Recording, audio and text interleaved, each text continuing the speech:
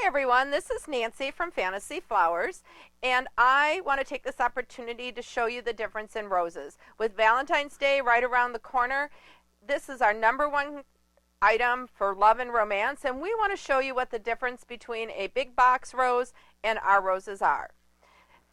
So I sent my husband over to a big box today, incognito, driving the flower van, and he bought me a dozen of their roses. And this is how they arrived.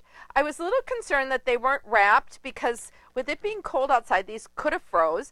But so this is how they did arrive. They're long stem roses. And these are my long stem roses. Sorry, I have them just bunched up here. So you can see that there's quite a difference in the length of the stem and the size of the flower, and I'll show that to you a little bit closer.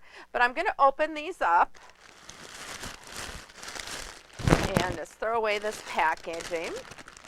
So roses are a lot like vegetables and produce. There's different grades of roses and there's different grades of flowers. And I'm going to show you the difference between premium roses and a lower grade rose. Well, the most noticeable one here, as you can tell, is the length of the stem. Then what I'm going to do is I'm going to show you the other difference is, can you see the size of the heads from the side? How much smaller the lower grade rose is? And then from the top, you can see that the petal count is substantially more in this rose. So what I'm going to do first is take a vase of our magic water, because they did not give us flower food with it. So they're going to get a head start, but we really believe that roses should be arranged for Valentine's Day. They're one of the more fussier flowers. Ours come in our magic water with foliage, and that magic water gives the rose the nutrients to bloom and grow and sustain itself. So if you did get this and you got a packet of flower food, the flower food should be mixed to the right amount of floral preservative to water. So these are the roses. They didn't give me green, so I am just going to put these into the arrangement and cut them. And you want to cut them with a knife, never a scissors. A scissors or a pruning shears will literally smash the stem and cause the rose not to take up water.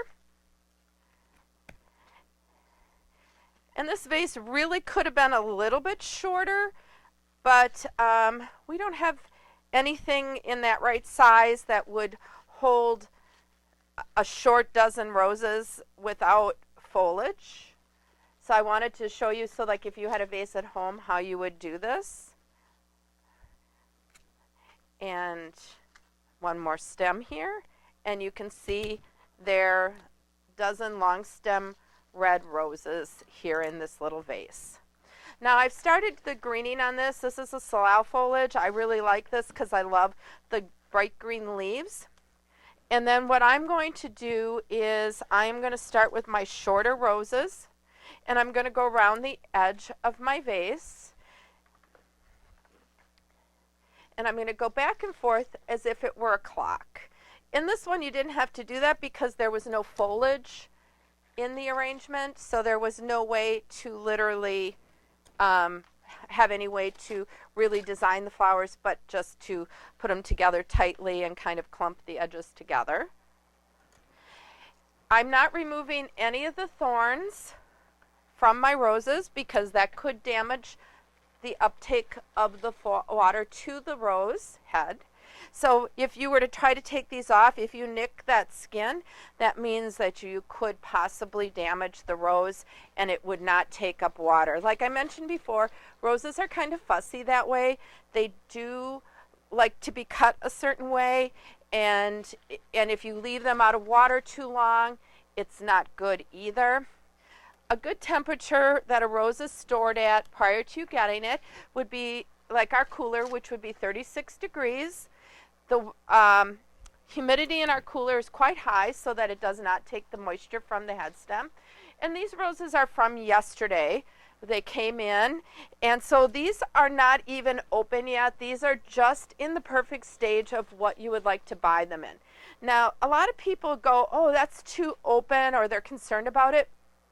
But this particular variety of rose if you bought it too tight, it would not open. And I think a lot of times people confuse that rose with like when they go to the grocery store, they have a lower grade, and you would want to buy them very tight because otherwise they wouldn't last for you. But our roses are different. These are a specific variety, a specific kind of rose, and I like it because it's called Freedom, which I love the name, and I like that it always performs well and opens up big and showy. Now what I'm adding to this bouquet is Pittosporum, which is this dark green foliage. Personally, I like different textures of foliage with my roses because I feel it enhances them. This is also one of my favorites. It's called Myrtle. It has a very light fragrance. And on a note, if you follow the royals at all, this is one of the greens that goes in every bride's bouquet of a royal wedding. And the bush or tree that it comes out of is a 300-year-old myrtle shrub that has been in the House of Windsor for years and years and years, and that's why that sentimentality is passed down. So what I'm doing here is I'm just adding in a little bit more fullness and finishing off with some greens so you can see the difference. And now when you look at these roses, I'm just going to put them together here so you can see. I'm doing these a little quick so they're not as perfect as I would like. But you can see how the stems go all the way to the bottom. The green stems try to go all the way to the bottom. And why this is so important is that if you forget to give your roses any water, they're getting down in the bottom, so as long as they can, as this water drinks down, they're still in water. We suggest and recommend that the water gets topped off every day, and you might even want to check it twice a day. But so now you can see the difference between our dozen long stem premium roses and the big box short stem roses. I'm going to also give you a peek at what their roses look like, and I had my husband, I said, look for the best bunch you could find. I want it to be fair, and I'm just going to show you the difference of why these roses are not the best. Can you see all of the crinkles and all the bruising and all of those little pittings and marks? That is also shows that the rose has been a little bit, it's been rough and tumbled a little bit. That's all happened after shipping and in the processing at the big box store. So when you're getting ready to order your roses, think about premium, lush, wow her. We have all kinds of beautiful flowers and gifts for Valentine's Day. Roses do not have to be your only choice. But today I just wanted to show you the difference because people are always asking why ours are so different. So I wanted to thank you for spending time with me during this video. This is Nancy at Fantasy Flowers. Our website is fantasyflowers.info, or you can call and place your order. We highly recommend that you place your order for Valentine's Day early, even if you want to pick it up on Saturday or Sunday or have it delivered. We feel that with COVID there may be a shortage this year, and we don't want to frighten you, but why not place the order, check it off your list, and not have to worry about it, and we'll take care of you on that special day of love. So bye for now from Nancy from Fantasy Flowers.